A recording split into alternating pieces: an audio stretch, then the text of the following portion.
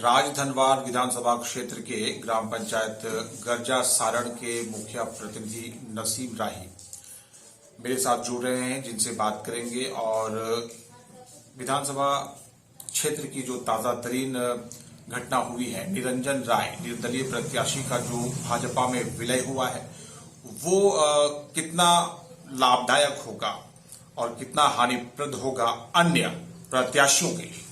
आइए सीधा बात करके इनसे जानने का प्रयास करते हैं। खैर मकदम है आपका हमारे चैनल में।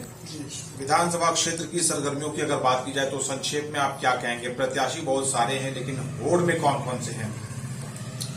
अभी प्रत्याशी हैं निजामुद्दीन अंसारी साहब, जो सबसे पहला महागठबंधन का, और इनका पूर्व में भी कैरेक्टर बढ़िया रहा है। और इनके जो जिनके टिकट से चुनाव ही लड़ रहे हैं, महागठबंधन का श्री हेमंत सोरेन जी, जो मुझे लगता है माँ का लाल तो हर कोई है, लेकिन झारखंड में माँ का लाल जो हेमंत सोरेन जी हैं, जो घर घर तक पैसा पहुंचाने वाले, खाते में पैसा पहुंचाने वाले माँ बहनों को और बुजुर्गों को, यही एक माँ का लाल है। इसलिए जो है मुझे लगता है सबसे पहला जो कैंडिडेट है निजामुद्दीन अंसारी, उसके बाद ही देखा जाए दूसरे को। पैतृक आवास रहा है बीजेपी प्रदेश अध्यक्ष बाबूलाल मरांडी का, पैतृक क्षेत्र रहा है। यहाँ से चुनाव भी लड़े हैं, लोगों ने अवसर भी दिया है, वर्तमान में है भी और फिर चुनावी मैदान में है। उनको कितना फायदा आपको लग रहा है कि पहुंच रहा है? निरंजन राय ने बीजेपी ज्वाइन कर लिया है। निरंजन राय बीजेपी ज्वाइन कर लिया है तो इससे बहुत ज्यादा फर्क नहीं पड़ेगा, क्योंकि निरंजन राय सिर्फ मतलब जो है सो ज्वाइनिंग किए हुए हैं, और बल्कि जितने वोटर लोग हैं वो नहीं ज्वाइनिंग किए हैं। इसलिए जो उन्होंने जो मनसा बना लिया है कि हम लोग को इस बार बाबूलाल को पीछे छोड़ना है और निजामुद्दीन अंसारी को, महागठबंधन को जिताना है। लोगों की ये राय बनती हुई आपको लग रही है कि लोग जो है, मतदाता जो है विधानसभा क्षेत्र के, वो निजामुद्दीन अंसारी के साथ जाने के लिए तैयार है पूरी तरह से। यहाँ पर राजकुमार यादव पूर्व विधायक रहे, उनके विषय में आप क्या कहना चाहेंगे? वो राजकुमार यादव जी पूर्व में विधायक रहे हैं, वो तभी रहे हैं जब निजामुद्दीन अंसारी साहब का जो है इनका नॉमिनेशन रद्द हुआ, जिसके कारण वो यहाँ के जो मुस्लिम वोटर लोग हैं सब उनके तरफ कन्वर्ट हो गए, जिसके कारण से वो विधायक बन गए, वरना तो विधायक वो आज तक भी नहीं बन पाया। क्षेत्र में जो काम अभी तक हुआ है, विकास से कितना वंचित रहा है क्षेत्र? कहाँ कहाँ काम होना चाहिए आने वाले समय में? ये क्षेत्र में जो इससे पहले जो मंशा था, मतलब हेमंत जी का, जिन्होंने मुझे लगता है इससे पहले सबसे पहले 14 महीना का सरकार चलाए, फिर इस बार थोड़ा सा चढ़ाव उतार होते रहा 5 साल में उन्होंने चलाए। और अभी जो अधूरा रह गया है, जैसे घुड़थम्बा को ब्लॉक बनाना है, नावागढ़ चट्टी को भी ब्लॉक बनाना है, पिहरा को ब्लॉक बनाना है, और ये हमारे हिरोड़ी को भी ब्लॉक बनाना है, और जिला राजधनवार को बनाना है। ये और कुछ शिक्षा के मामले में कुछ जो काम अधूरा रह गया है, इंजीनियरिंग कॉलेज वगैरह, हाई स्कूल वगैरह वाला, लड़कियों के लिए स्कूल के लिए, ये सब अधूरा काम मुझे लगता है इस बार गठबंधन की ओर से फिर पूरा होगा। गठबंधन प्रत्याशी निजामुद्दीन अंसारी, बाबूलाल मरांडी का जो विजय रथ है, क्या उसको रोक पाएंगे इस बार? आपको मैं बता दूं कि बीजेपी से कभी भी बाबूलाल यहां से राजधनवार से चुनाव नहीं जीते हैं। इससे पहले वो निजामुद्दीन ये बाबूलाल जी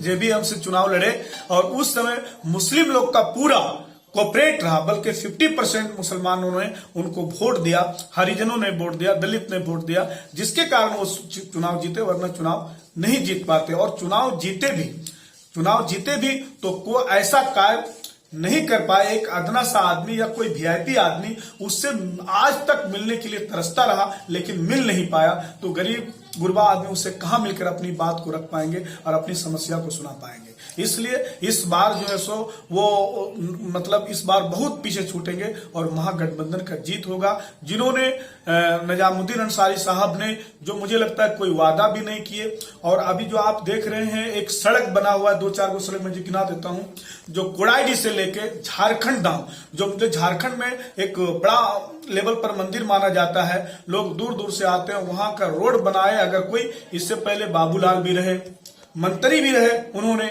और भी लोग मंत्री भी रहे, लेकिन किसी ने नहीं बनाया। वो रोड जो कोड़ाईडी से लेकर झारखंड धाम तक जाता है, चौड़ीकरण रोड, वो निजामुद्दीन अंसारी साहब ने बनाया। और ठीक एक कोड़ाई से भी रोड गया हुआ है, ये केंदुआ मोड़ से गया हुआ है, वो भी रोड बनाया है निजामुद्दीन अंसारी ने, जो घोड़तंबा तक मरकच्चो तक भी जाता है वो रोड उन्होंने बनाया। और एक रोड ये भी है चरकी से जो राजकुमार के घर तक भी पहुंचती है, मतलब जो रोड, ठीक है, उस रोड को भी निजामुद्दीन अंसारी ने बनाया है। और इस बार थोड़ा सा 2 दिन और उनको मौका मिलता तो मुझे लगता है ब्लॉक वगैरह भी चारों बन जाता, लेकिन नहीं हो पाया। इस अधूरे काम को इस बार मुझे उम्मीद है जनता का आशीर्वाद रहा, जनता का मतलब जो एकक वोट अगर तीर धनुष में अगर जाएगा, इसलिए हमको फुल आशा है। और मैं भी क्षेत्र भ्रमण कर रहा हूं, लेकिन आशा यह है कि आने वाले नस्लों के लिए हमारे राज धनवार के लोग भी, क्योंकि अगर इस बार निजामुद्दीन अंसारी चुनाव जीत जाता है तो 6 महीना के अंदर ये जिला होगा। अगर राज धनवार के लोग अगर सपोर्ट अगर नहीं कर रहे, या राज धनवार के विधानसभा के लोग अगर सपोर्ट अगर नहीं करते हैं, तो मुझे लगता है कि ये राज धनवार जिला हाथ से निकल जाएगा। जो कि जेल बगोदर विधानसभा में जो बन रहा है, मुझे लगता है कि अगर निजामुद्दीन अंसारी नहीं जीते तो बगोदर जिला हो जाएगा और राज धनवार 50 साल दूर हो जाएगा।